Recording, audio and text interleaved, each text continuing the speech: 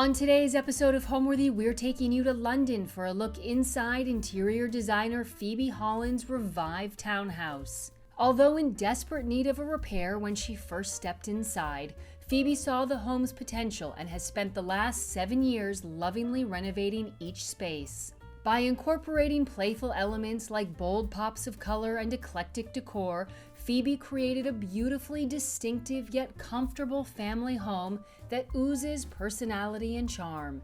Enjoy! You're watching Homeworthy, where we believe every home has a story. To shop items inspired by this and other Homeworthy episodes, be sure to check out the product links below for amazing furniture, accessories, and more.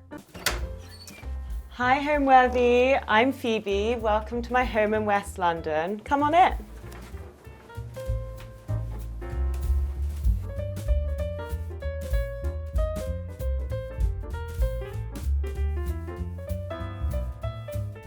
When we first saw this place, we fell in love with it, but it really was because of its potential. It was truly horrific. It needed complete gutting. It had no beautiful details in it. The skirting boards were terrible. The cornicing was terrible. It was just really quite in an awful state. So we had to completely redo it, and that was really exciting for us, especially as a designer, because it meant that I could basically, it was a blank canvas and I could put my personality on it. So in my entrance hall, I have a piece this was actually a wedding present designed by one of my best friends, and above it is also a painting done by her. She is called Poppy Valentine and she's a very talented artist. And then there's just lots of little knickknacks and my favourite Fornasetti candle, which smells completely delicious. So actually one of the major changes we did with this entrance hall was we made it wider. So originally when we bought the house, this wall was it basically was 90 centimetres, so this total width was 90 centimetres. So we actually moved it. Meant that we lost a bit more space in our snug, but we moved it that way so that we just had a bit more of a generous entrance hall, which I think is really important when you enter into a house, because if you enter into a kind of dark, closed entrance hall, you immediately feel a bit kind of, depressed. So, and that's just not what we want our guests to feel, or us to feel, so that's why we made it larger. We added this cornicing detailing on the ceiling, so there's some interest. And then I found these beautiful antique star lanterns, and I bought a pair of them, and then that juxtaposed with all the kind of quite crazy modern art we thought was quite interesting. And then the other detail that we added here was creating kind of these interesting, slightly kind of masculine architraves, and added double doors rather than just a kind of, pathetic single door. And then I got these star handles bespoke made in Florence, just so there was a kind of statement entrance to, actually that's my studio in there where I work. Speaking of my studio, let's take a look in there now.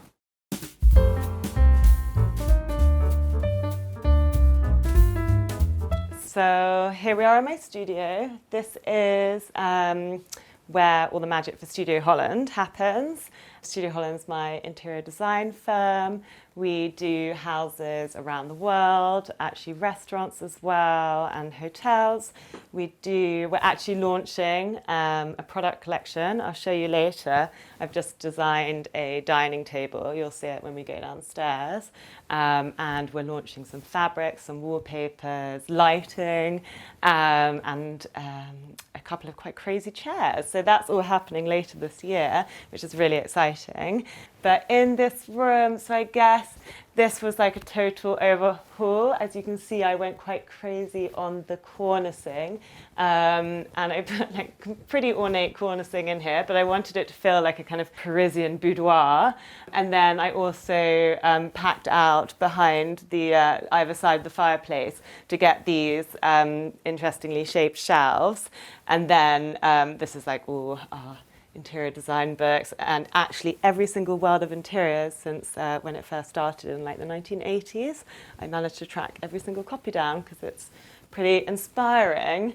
Yeah, so this is kind of where we do our work. And then this is one of my favorite pieces. So I got this, and it holds all of my fabrics, and it's beautifully painstakingly color-coded and organized. So you have like your oranges, your pinks, your greens, and then it's also organized into types of materials. So you start with linens, and you have velvets, mohairs, and then you have organic patterns, geometric patterns. So that's a pleasure. These lamps are this incredible woman called Victoria Stain now. She really does do some of the most beautiful ceramics, and she actually does lamps like this, but as stools, and you can choose any single glazing colour, which is quite a fun thing to do.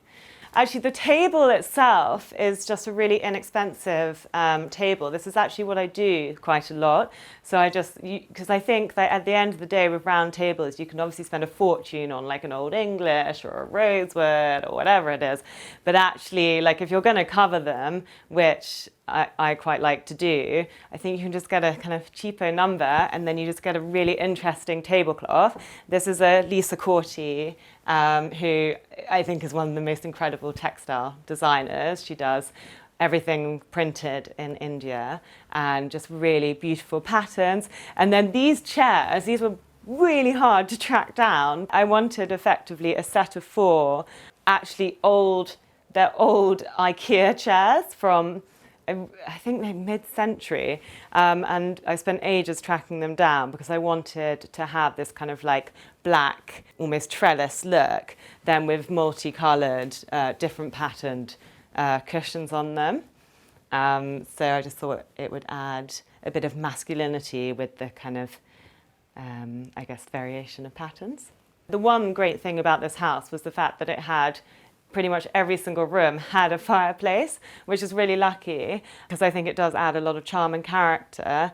They actually are underneath, they're all marble, and I criminally painted them because I thought the marble in here was just a little bit too OTT, and I just thought this kind of like pared it back and just made it feel a little bit more modern rather than old-fashioned. And then with this mirror, rather than having a super old-fashioned mirror, which I could have very easily done, having something that was a bit more Art Deco and kind of quirky, I think just like made this room just feel a bit more playful. And then this piece is actually one of my most favourite pieces from my parents' old house in the country, and is one of the things that I got that I love more than anything. I think out of all the things in my house, this is probably my favourite belonging.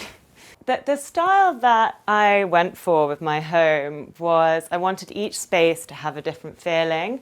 I wanted like to enter a room and feel like I was in a different world. So for here, as I said before, it's like this kind of French boudoir meets Morocco, like definitely wanted this kind of like darker, more sensational feeling, with these like really heavy Italian velvet curtains. And then I guess like the old kind of brown pieces. So I feel like each space, I mean the overall design, like my overall design and the overall design style of the studio is eclectic. I think there's like quite a lot of European influences in it, but also there is a very English look because that is what I've been brought up with and that's my heritage and those types of houses I've lived in. So I think it's kind of a mixture of eclectic meets English meets modern European. The artwork in here is quite modern and fun. I got all the Calder pieces as a wedding present. Actually, a lot of my artwork was wedding presents.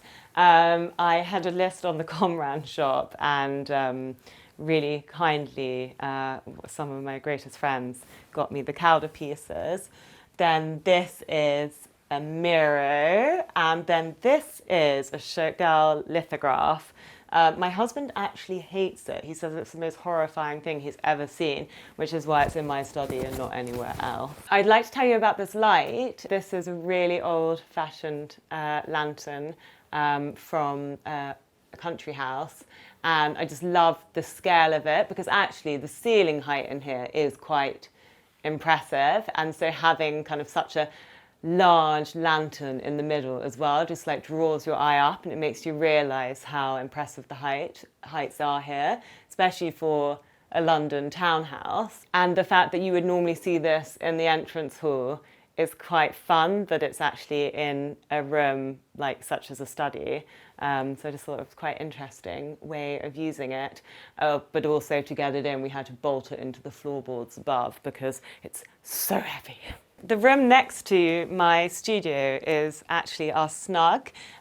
This is where we cozy up and actually watch TV. So very cleverly, behind this map, you open up and you can pull out the TV and watch a movie. I really don't like TVs on display. I think it's such an ugly thing to have in your house. So it's really nice to be able to hide it behind something like this. So I chose for the front of my TV box a image of basically astrology. I have a slight addiction to star signs, i.e. I'm really, really, really obsessed with them.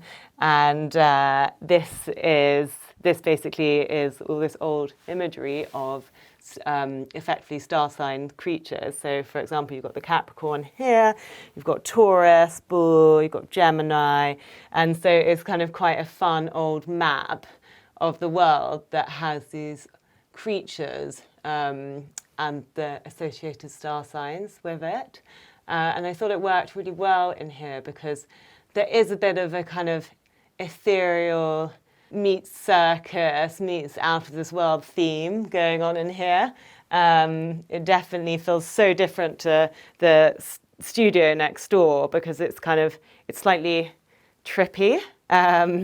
And I just wanted a different sensation in here. It's kind of uplifting but unusual. And then the other clever thing actually is if I'm working and someone's like chilling in here, we have these doors made so we can just like literally close it off and then you don't hear what's going on in either room. This is my dog Darcy, who's on the sofa.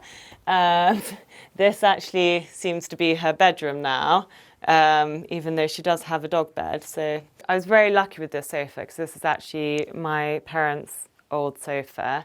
They must have had it even before I was born, so it's a kind of old-fashioned George Smith sofa, which I think is really, really special to own. And I'm sure my siblings will one day come and try and take it from me. But for now, it will be in my Snug. And I love how it's upholstered in a cover because, as you can see, my dog sleeps on the sofa. So we can actually take them off and wash them, which is actually quite practical. And then the walls are upholstered in a Claremont, which is my favourite fabric house, Stripe. The fabric house is in Chelsea, and I think they have one in New York as well. But they do the most beautiful fabrics, and this is one of their stripes. And it was painstakingly upholstered in the traditional way of adding battens to the wall and then filling the space of the battens with wadding and then upholstering the fabric. So it took a very long time to achieve this in this room. And then, of course, I mean, the detailing of the trims, they've twisted, they've made the piping out of the fabric. So they've done an incredible job.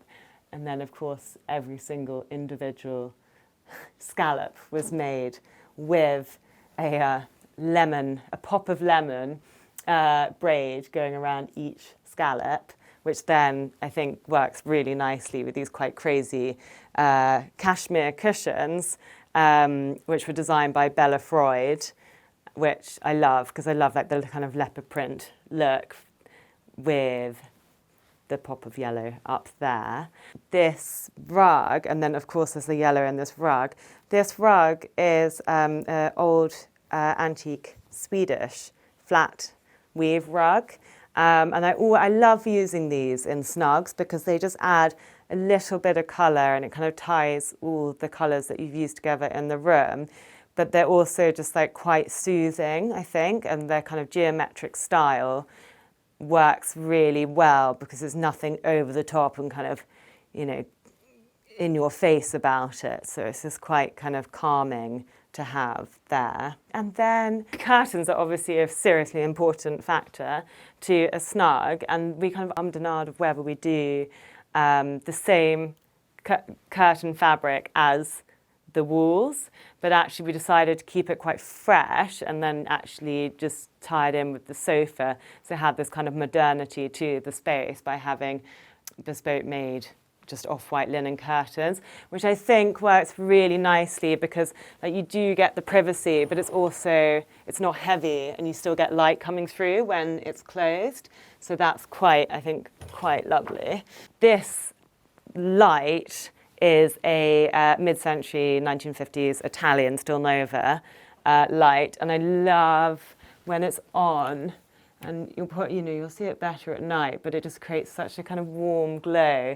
If you imagine the curtains closed and these lights on, it's just very, very, very cozy. So these striped lamps, I just thought, because I love matching and I love clashing, all in the same space.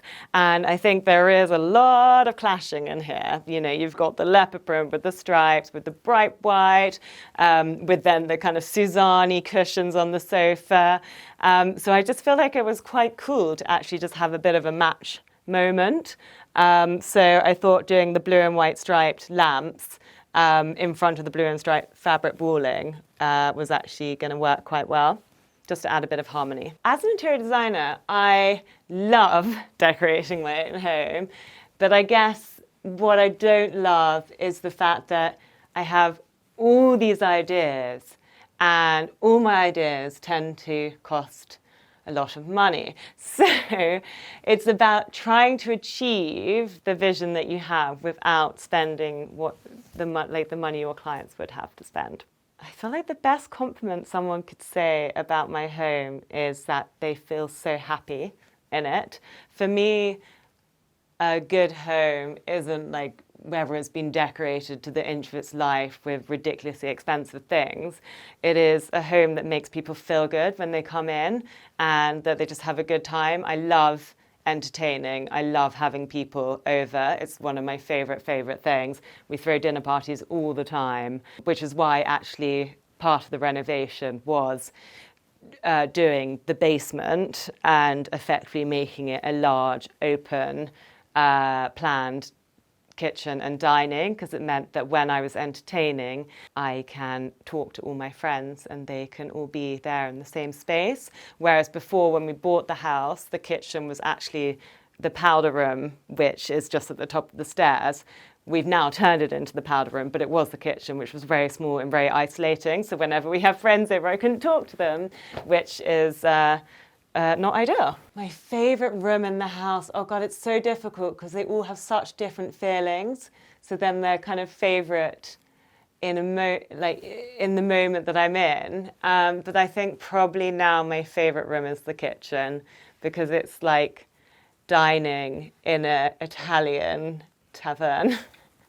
All right, let's go check out the rest of the house.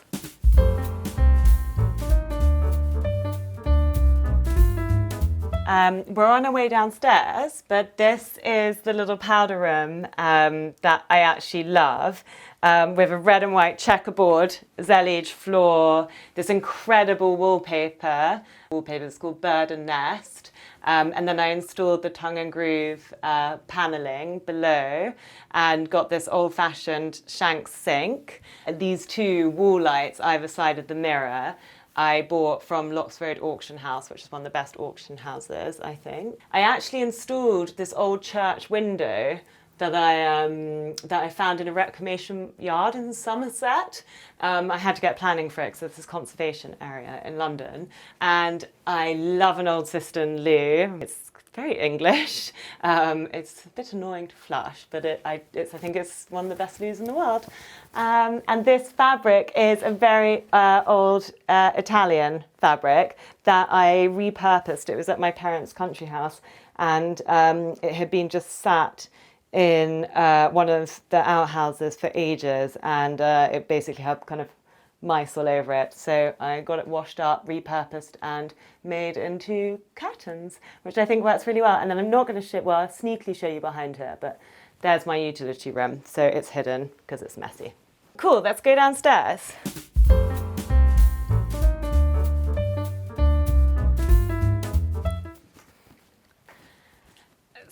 So this is my kitchen.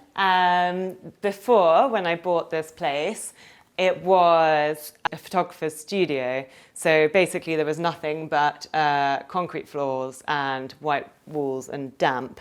The house also originally ended here. So we actually added this extension on with 3 French doors, this roof lantern, and this roof lantern, which actually makes the space feel not dark at all, and it brings in a lot of light.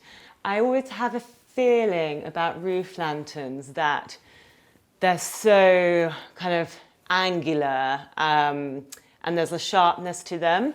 So I got this trellis made there and there to basically soften the opening, and make it feel a bit more traditional.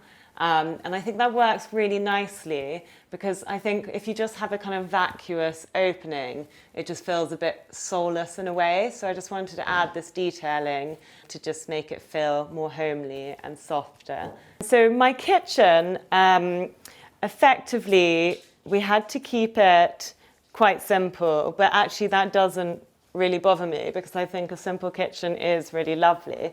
So just a kind of large island in the middle with then just like one linear row of kitchen joinery. And then quite cleverly, because we were building this wall out to separate this space and that space, we designed to feed into the wall effectively a huge larder unit. So that's where we store a lot of our food. And then here, because we wanted some light to go into the next space, we did open double-sided bookshelves, which is quite fun. And if this was empty, it's got loads of games in it right now, you could climb through it, or at least my daughter could climb through it. I probably couldn't. This is a very old Italian light designed by Segusta. I hunted high and low for one of these because I really wanted something that worked well with the other Italian light, but I didn't want it to be newly made. I wanted it to feel old and like it has kind of been somewhere forever. And I finally came across this bubble, well, they're called bubble cage Murano lights, and I purchased it, and I'm so happy, though heartbreakingly when it arrived smashed, but I installed it anyway, and I don't think you can tell. And this floor is probably the most incredible floor in the world. This is actually antique Versailles flooring.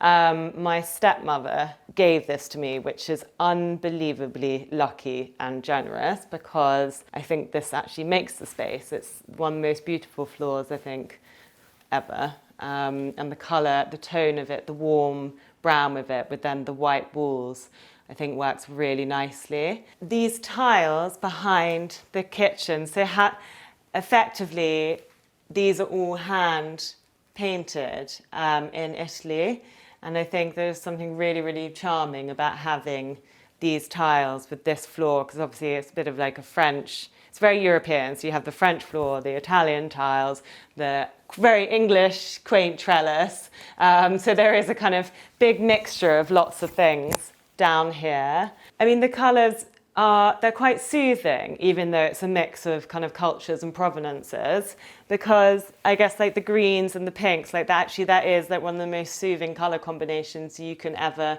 get, which is really it's really lovely. It just makes me feel very happy. And then we added these just small details onto bits of the joinery, so there, and then those 2 cupboards, and then here with these then antique brass handles, which I think just having kind of very special handles with a special worktop, you don't necessarily need, ridiculously expensive drawer faces or cupboard faces, in my opinion. I love this picture. This is another Chagall, actually they're both Chagall lithographs. I actually got this framed when the renovations happened. This was framed in the same frame as this, but it broke, and actually I'm quite happy it broke, because then I got it framed in a hot pink, which I think makes it even more fun than it already is, because it is a goat and some man and a fish. I mean, it's all very, very, very surreal, isn't it? So this copper sink came from France along with this tap from the same company. And I love the fact that this copper, actually, it goes darker over time. So copper is obviously a live material. So when you don't clean it and you just kind of use it, it ends up going this incredible, like dark, like verdigris. So the fact that it changes all the time is quite fun. And then I really wanted to have some of my kind of most precious things on display. So I got these open shelves made rather than having tall cabinets above, because it's just quite nice. Like if you don't need all the storage, quite nice to have open shelves to showcase kind of beautiful jugs or artwork or, whatever it is.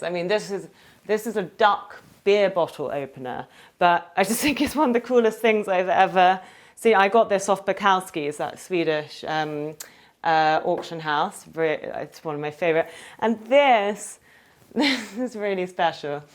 This is a Ukrainian plate that actually I was given as a present by our builder, and he got it made in Ukraine when he finished the project for me, and he delivered this.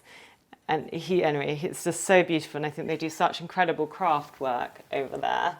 So that's really precious to have, and I think it looks lovely under the light. And yeah, just like a lot of, I don't know, this is like really nostalgic for me. It's an old sugar, a sugar dish, but it's just, I've had that for years, and it was my parents', and I just think it's really quite special. So just quite nice to have things up there that you can show off rather than closed away behind cupboard doors. This is an old cabinet. Originally, the colour was this aubergine in this really beautiful drag finish. And there was much debate about whether I keep it like this or I go a softer colour. And we decided to go for a softer pink because it kind of tied in very well with the green. And we felt that perhaps the aubergine would be a bit heavy with this Italian fridge next to it, because it's quite a big fridge. So we ended up kind of painting it over in this like very subtle pink, which I think looks really lovely, especially with all the orange and different coloured glassware. And then of course the green wine glasses. Yeah, I think it's worked really, really well. On top of this cabinet, actually, this was a wedding present from my sister, and it is based on our childhood story, our favourite story, Guess How Much I Love You. I don't know if you have it in the States, I'm sure you do, but it's one of the most beautiful stories about a big hare and a little hare, and they talk about how much they love each other. So she got that made by a kind of artist who works in metal, which is, yeah, it's pretty sentimental. I really love it. And then obviously all my booze, which is great. These two pieces are really special. I bought these at Locks Road auction. This is a Picasso lithograph, and this is a Fernand Ledger lithograph. And these are actually two of my favourite pieces that I own. I actually bought them in the same auction, and they work so well together. And I think the sizes of them and and I think the position is just, they're great.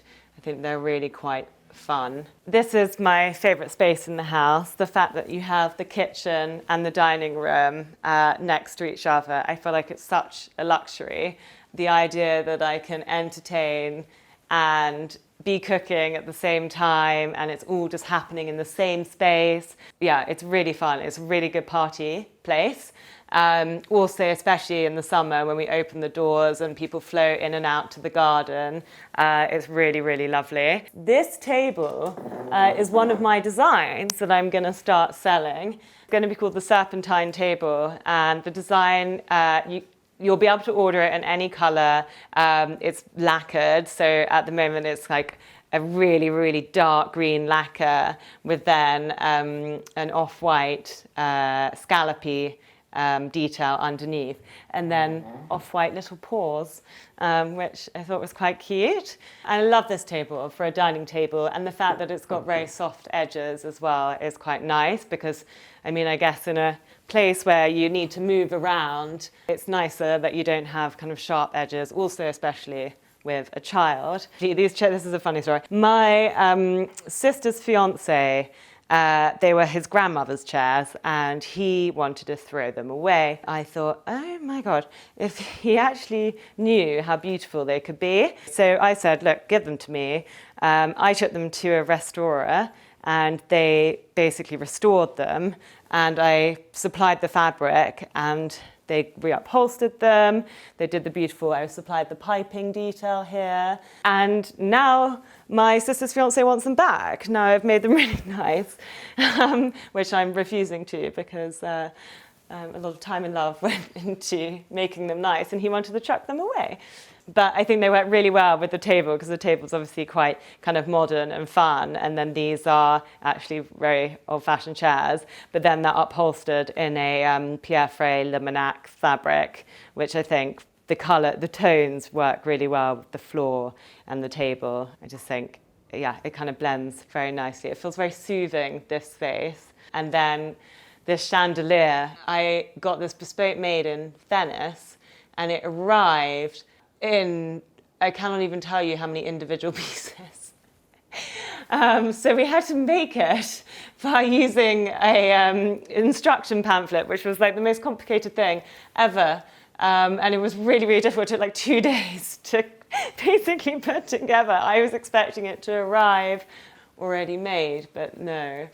So it was really quite difficult because every single piece came. But I love it. I love the colour of it. I love the scale of it. And I just think it's quite mad. I could have gone for a white one, and we did think about it. But then I thought, is that just a bit boring? So yeah, now it's kind of Shrek green. This vase was given to me by my mum the other day, and she bought it from Liberty's. And I think it's such a beautiful design, and it's so clever because the way that the handles effectively work so well with the table, and then this pink works really well with the pink in the lady's dress there. And then, of course, like ties in beautifully with the curtains that we have here, which are just like a soft Belgium linen. And the way that these are just so light, and the way that they flow, and it's just all very gentle and very soft. And I just love the combination of pink and green. I just think it is a really like pleasant, it just gives off a really pleasant feeling. And then you can add in these stronger tones, so like this more kind of like heavier red, which then doesn't feel so heavy because you have the softness of all of the pinks and greens, which I think is quite lovely. This is a mirror lithograph. It doesn't actually have any colours here, but I really liked that. I liked that it just was adding something totally different, and the fact that it is just quite weird in terms of the form, and being next to two like quite traditional lanterns. I thought it was quite fun and like playful, and yeah, just an interesting way to hang art when it's just surprising.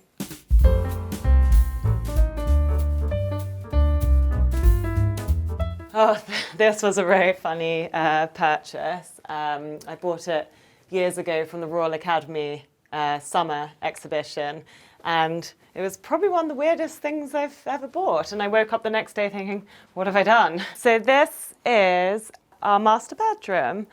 Well, so this bedroom, this was one of the first things we did 7 years ago. We reupholstered the walls in this kind of browny gold seagrass wallpaper, and then we painted all the joinery. Originally we painted it in pink with lipstick red bead detailing, but my husband was very, very unhappy, and he made the builder change it the next day.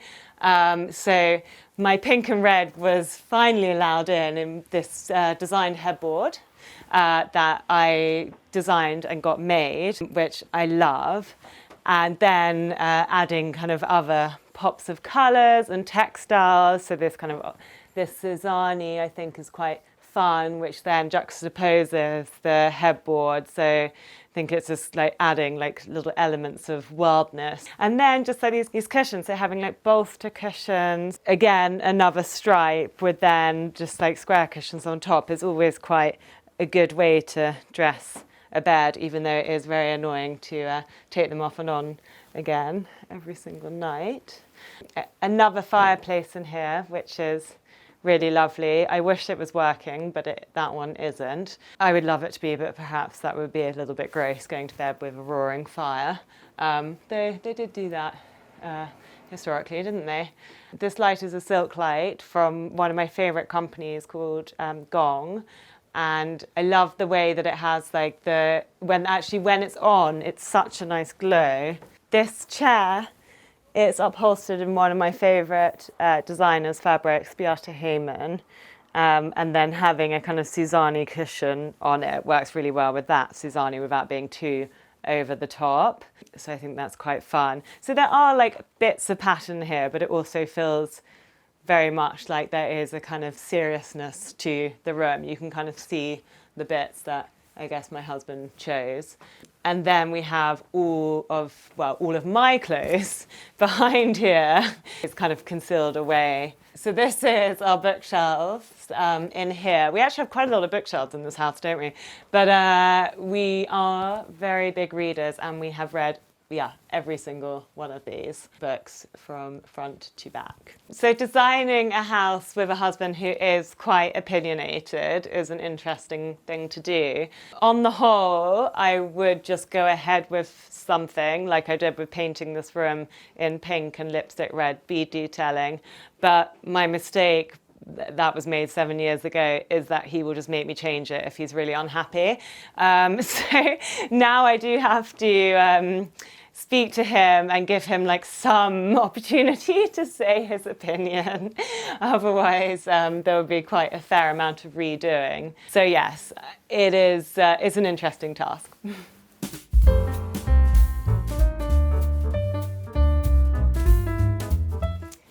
So this is my daughter's bedroom. Everything you see in here we did. So before it was just a blank canvas, the walls were just plain white, there was kind of wooden flooring in here, and so we completely effectively renovated it. So put in this tongue and groove and painted it this beautiful Farrow Ball India yellow, and then above is a wallpaper by Antoinette Prossen, which is a French wallpaper house in Paris. And they do the most beautiful designs.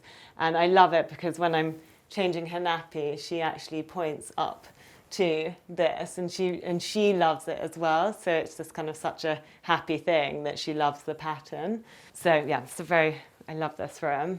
My mother gave this to Alba when she was born. It's a mobile from the Met in New York, and we were told not to hang it over her bed because it might freak her out, but actually I find her every single morning just like screaming at the fact that she wants to be closer to it. So I might actually move it or move her cot.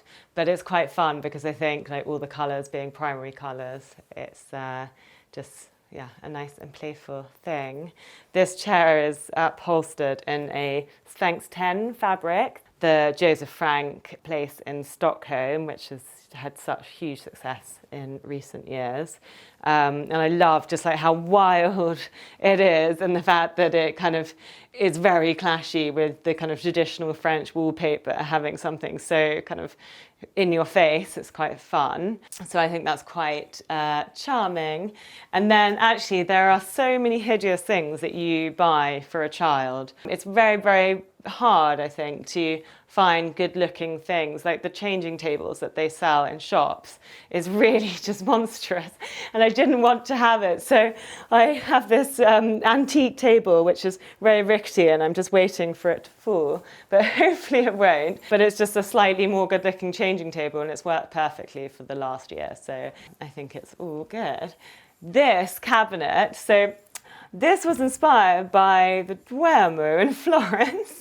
I actually bought this pine cabinet for absolutely nothing, and then got an artist to come in and paint this Florentine-inspired black and white. And then inside it stores, because you need a lot of storage when you have a baby, it stores absolutely everything that she needs. So it's really, really practical.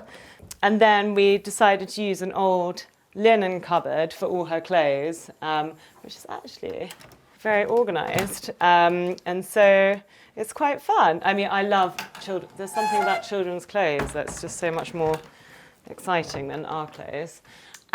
This painting, I bought this in Sri Lanka on my travels by this kind of very cool young artist that I met out there. And I just loved the colours of it.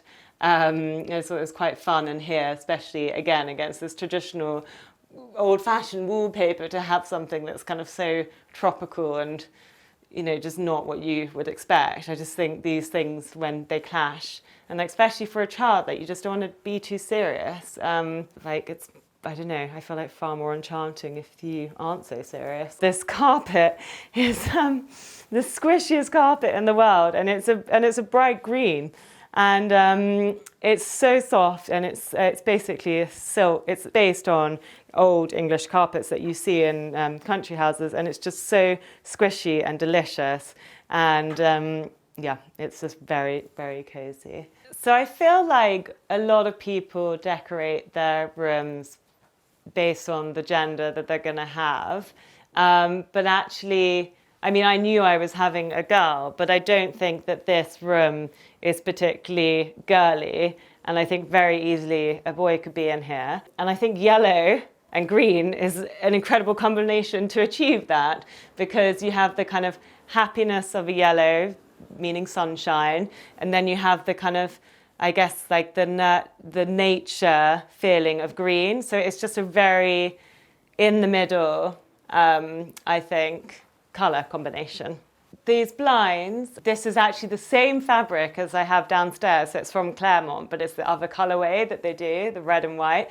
I love that. For some reason, you can buy millions of stripes online, but for some reason their stripe just is the right stripe. It's the proportion, it's the colour, it's the tone, it's the feeling. They've just nailed the stripe. So I also bought it in the red and white and got it made into a blind. And then this pendant I bought at a French market, which I thought was quite fun, just to add a little bit of like rattan bamboo in here, just to kind of make it feel like it has a natural element to it.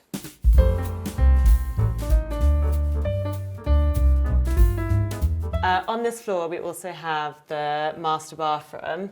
I love this room. Bathrooms are actually one of my favourite rooms to design when designing a house, because I think that it's a lot of fun to make a bathroom feel like a room rather than a bathroom. I think that, for me, having baths is one of life's luxuries. I can lie in a bath for hours on end, so I wanted the room to feel really special. So, for example, I actually bought antique wall lights to go either side the bath, which is so nice, because when you're lying there and you have your candles going, and then just like those lights just turned on like very, very, very just low down, it's just a really, really nice feeling. And I just love the privacy that these blinds create. So it kind of feels like a very like all-encompassing space, that you feel like you're in a world of your own, and it's just very like private and cozy. This vanity unit, I just think the shape of it is just so beautiful, and I love the way that they made these old ceramic units like this. And the kind of very generous basin, I think, works really nicely with the old-fashioned taps that tarnish beautifully over time. And then, of course, just a bit of bamboo, because I think it's quite nice just to have some natural elements, because I guess with a bathroom, the issue is it always feels quite hard, quite tough, because I guess everything is ceramic. So it's just nice to introduce natural elements like that just softens the space. I mean, again, of course, you do that with blinds and the Parisian curtain there. We actually installed, again, the tongue and groove, this is called bead and butt, onto the ceiling, just to have a bit of interest on the ceiling, because it's quite nice when you're in the bath not to be looking at just a plain boring ceiling, in my opinion. This lantern is, again, a very old lantern from Locks Road auction, and I thought it was quite fun to hang in here. I am going to talk about my husband again. He really doesn't like this in here. and he hits his head on it all the time, but I've refused to move it because I love it in here, and I think it does just create this kind of like, I wanted this bathroom to feel like it had been here for a long time. I wanted it to feel like old rather than it had just been renovated. And I think like the elements of those wall lights with the old lantern, with like the old vanity, like it really does create that. The artwork in here, we've changed it so many times. I had huge poster. I found it very difficult actually. This was probably one of the biggest struggles I've had renovating, was what to put on this wall because of the slanted the sloped ceiling. I found it very difficult to understand what I needed to do to fill the space, and I ended up realizing it had to be something circular over the center of the bath and then separate pieces above the loo. And I particularly love those nudes. I think it works really well because when you're actually having a shower, you almost feel like you're showering in an artist's studio. It feels quite special. This marble's called Green Fantasy. I really, really wanted to have a green and cream bathroom just because I think it's very soothing. And I also really wanted to have a stone floor made out of large marble slabs, just because I think it's so much nicer when you don't have lots of little grout lines that get really dirty. It just has a slightly more luxurious feel to it, I think. So this was a very special purchase to install all this marble. I'm very happy and feel very lucky with it. And then to get the guy to install the marble skirting as well, that was actually something I had to persuade my husband to be happy about. But I was quite sure that that's what I wanted.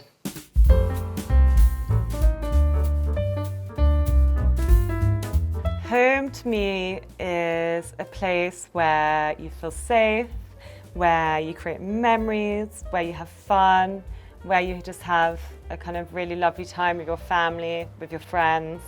So thank you, Homeworthy. It's been really fun showing you around my home, and I think it's time for you to go. Bye.